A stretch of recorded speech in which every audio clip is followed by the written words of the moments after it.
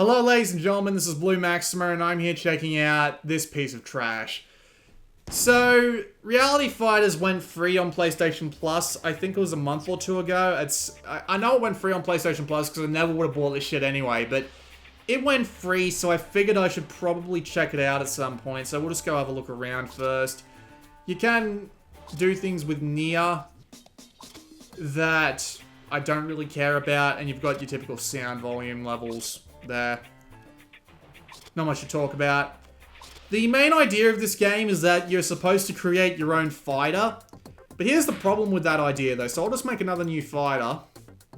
You can be a gender and you have to use the camera to create a photo of your face. As you can see here. As you can see, I've got a single like Adobe headphone in my ear because that's just what I do when I have to record things like this. This camera is a massive pain in the ass to work with. Yes, you can see that I'm in my old dressing gown, because that's what I do. And as you can see, despite the fact that I'm in a well-sunlit room... Wait, do I have to take off my glasses for this?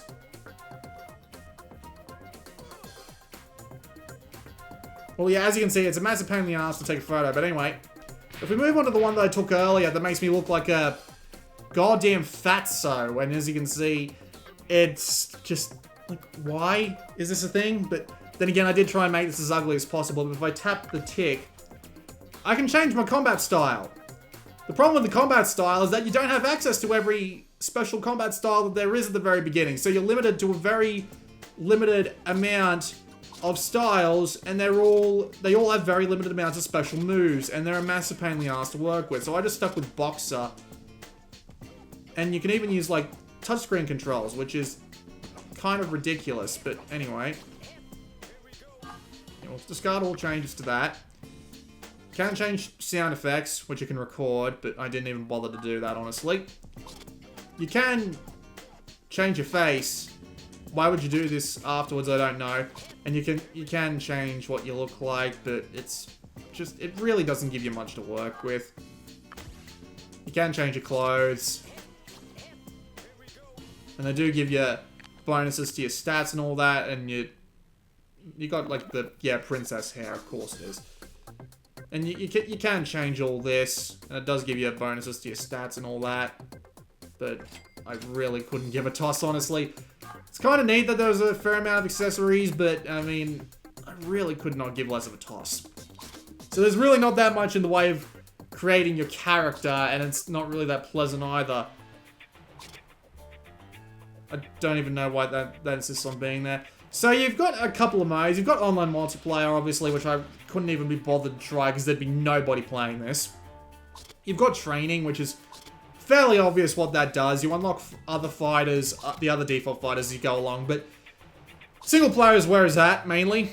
You've got the story mode, which is just a series of fights connected by an old guy rambling at you for a couple of minutes. Time attack, which is obvious, same sort of thing. And survival, which is time attack, but with no time on it. But just a health bar that doesn't get replenished after every fight. So it's basically got nothing interesting in the way of single-player content. So we'll just hit quick fight. You can change the difficulty.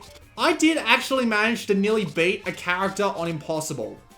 I swear this is true. Even after just a couple of rounds of games, I ended up almost beating one of the characters because of the way the fighting system works. But anyway, we'll just leave it on medium, because why not? I'll play as the Fart Beast, which is me. And you can select anyone else in the game. This guy looks like he has breasts. Yeah, breasts. These all have their own different, like, fighting styles and all that, so it doesn't really matter what we do. So we can use these individual scenes, or we can use an augmented reality stage, which is... I'll do that first, just to demonstrate the functionality. Thankfully, I don't think you need an AR card for this, but I'm sure I've got one or two lying around somewhere if I need it. So yeah, as you can see, we can place the marker on my computer. You can see my little, like, recording here. A little bit of a hall of mirrors going there, but if you couldn't guess what I'm doing, it's mirroring my Vita on my right screen. My Zaku over there, but yeah, anyway. Back to the actual game. If I press X... it'll place the characters here and they'll make absolutely no sense. But as you can see, you can move the camera, but Why would you bother moving the camera is what I want to know. It's like there's 0 point to moving the camera in this game. Because you'll always just like go out of sight of the actual fight. You do not want to do this. I'm literally just mashing buttons at the moment and I'm kicking this guy's ass. See, that was the first time I got hit. That's my router and stuff over there. There's my computer. So, the characters and all that do have their own special moves and stuff. As you can see by the fact that I'm absolutely kicking this guy's ass, you can grab and grab, repel, and it's just... The fighting in this game is really stiff. Everything feels like it has a lot less range than it really should, and spamming buttons is a lot more effective than trying to actually have any real inbuilt strategy, which is certainly something, I've got to say. Also, blocking doesn't really seem to be that effective, but oh well. Oh, he just special moved me, but thankfully I can just get up and mash buttons. And mashing buttons was the way I managed to beat the impossible level AI, by the way, but he's got me back into a corner here, which is annoying. Now he doesn't. So yeah, as you can see, AR mode, really not worth shit. It's... I mean, look at me, good lord. But yeah, you do get point bonuses for buying stuff. So, yeah, no real point to that, honestly. So, I guess I'll just go into, like, survival mode or something. Make this a little bit easier on me. And maybe I'll play as someone else, maybe so, this is a little bit more, what's the word I'm looking for? Interesting. Alright, we'll play as the drunken boxer guy. And now we can select a different level. So we'll do the English countryside, but trust me, it's not impressive either. It really isn't. See, like, the camera's still affected in this mode.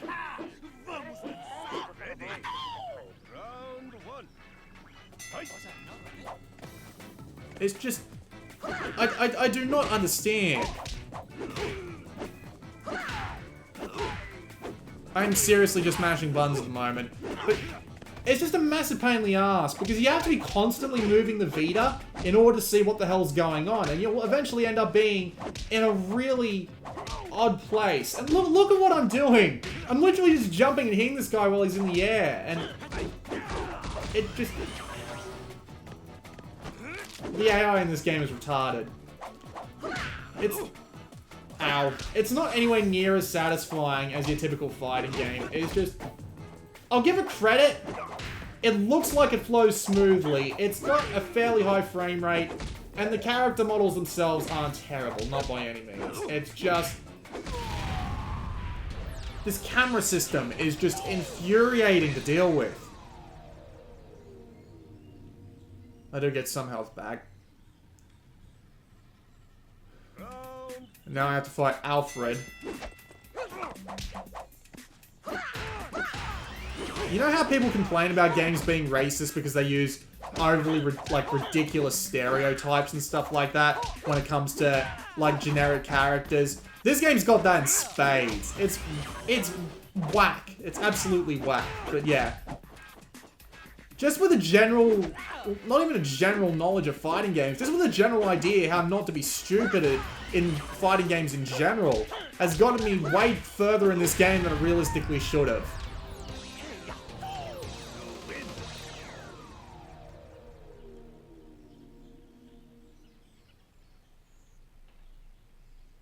Round 3.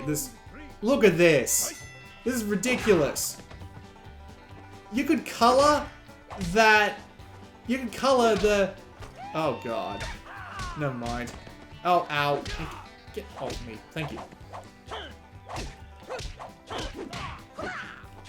It really isn't that satisfying, honestly. Especially with this stupid camera. This camera really wrecks everything about this fucking game. I swear to God.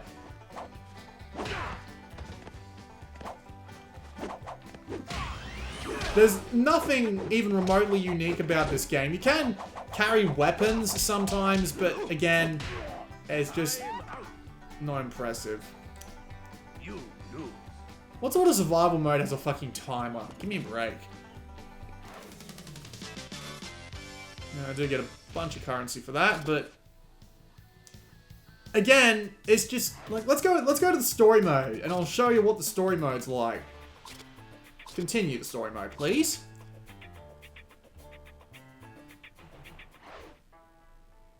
Whenever Miyagi wants to relax, Miyagi go to Brazil, the beach, the music, the carnival. One day, Miyagi sunbathed in Rio de Janeiro. Saw men doing capoeira. You know, half dance, half fight. Here was Batista-san. Ha! Vamos dançar! That's this guy again. Batista-san is fast and flexible. So watch out. Let's see if you use what Miyagi teach you to beat him. It's a shame. A game like this had some real potential, but just the fighting doesn't do anything special in the slightest. Central Park, why not? But yeah, that's the story mode, basically. It just tells you about the guy you end up fighting, and then you fight them. That's what the whole thing's like. And the camera is just a pain in the ass, but yeah, if I come here, I can show you the fighter moves. That's literally all I have to work with when it comes to moves. You can also use, like, weapons and stuff like that, but that's it, basically. It feels like a really weak clone of Street Fighter. Street Fighter Alpha 3 is a PSP game. It's like half the size of this, has, like, 3 times the fighters. And I'm trying not to get my cord unplugged because this is a ridiculous amount of movement I have to do to keep up with the Vita. Like, right now, I'm just looking at my wall on the left. It's the stupidest thing in the world, honestly, but yeah, it's just a low-grade clone of Street Fighter. It's not satisfying. It's not that fun. It's really spammy.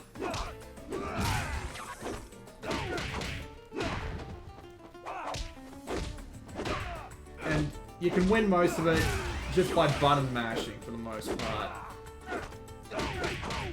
There are so many better fighting games. This game came out at the same time as BlazBlue Continuum Shift Extend. Not Continuum Shift, was it Continuum Shift? No, it wasn't. It was...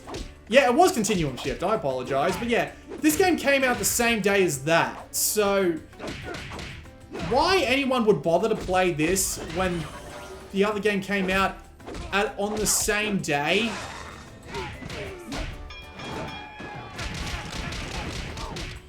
I really don't know. I really don't.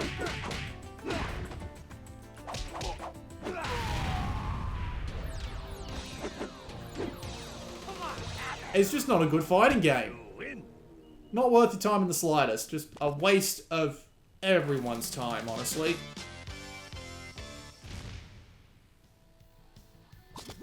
And once that's done, he'll give you the option to...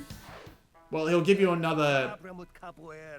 Yeah. Style, but little damage. You defeat Batista-san easy. But did you see his specials? Specials are a way to inflict big damage. Learn your specials to perform advanced moves. Bollywood sandals. It's, yeah. So yeah, that's the story mode. It's literally just a bunch of cutscenes with that guy talking to you in between single fights. So that's all this game's got in the way of single-player content. And as I said, multiplayer content, not worth shit, because who would be playing this game multiplayer over any other fighting game that there is on the Vita? So, that was a quick look at Reality Fighters. It's a piece of shit. When there are so many better fighting games on PSP that you can play via Vita, let alone this, let alone Vita, it's just not worth the time. It's a weak clone of Street Fighter that doesn't feel anywhere near as satisfying. It's extremely mashy, and it just isn't worth anyone's time to play. So, yeah, sorry to have to subject you to this for 15 minutes. This has been Blue Maxima, and I'll see you all next time.